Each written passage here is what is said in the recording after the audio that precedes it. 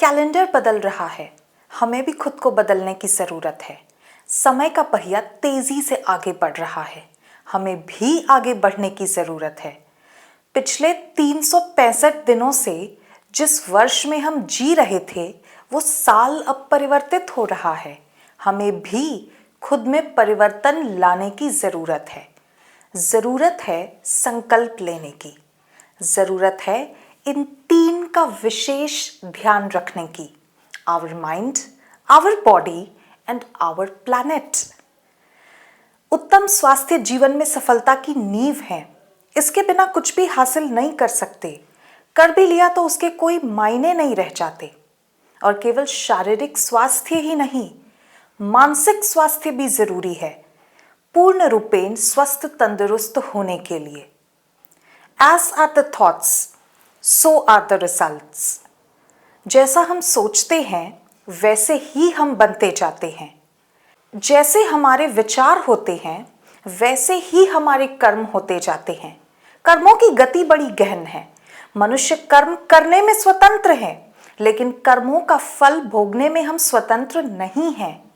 इसलिए अगर ये चाहते हैं कि जीवन की दशा अच्छी हो तो कर्म अच्छे होने चाहिए, और कर्मों का अच्छा होने के लिए विचारों की दिशा सही होनी चाहिए। Thirdly, we have been hearing a lot about climate change and frequently occurring natural calamities in many different parts of the world. क्या आप जानते हैं इन सब का जिम्मेदार कौन है? हम खुद। अपने स्वार्थवश हमने धरती को नर्क बना दिया है। अब भी अगर सावधान नहीं हुए तो बहुत देर हो जाएगी। अब भी अगर धरती को बचाने के उचित कदम नहीं उठाए तो अपने घर में आग लगाने वाले हम स्वयं ही होंगे। मैं आपसे एक बात कहना चाहती हूं कि ये कुछ बिलियनर्स जो हसीन सपने दिखा रहे हैं ना कि धरती पर जीवन का अंत हो गया तो हम सब किसी दूसरे ग्रह में जाकर बस जाएंगे, वहां रहने लगेंगे, इन बातों में कोई ग्राउंड रियलिटी नहीं है। हमारे पास जो है यही है, इसी को सजाना है, संवारना है, सुधारना है।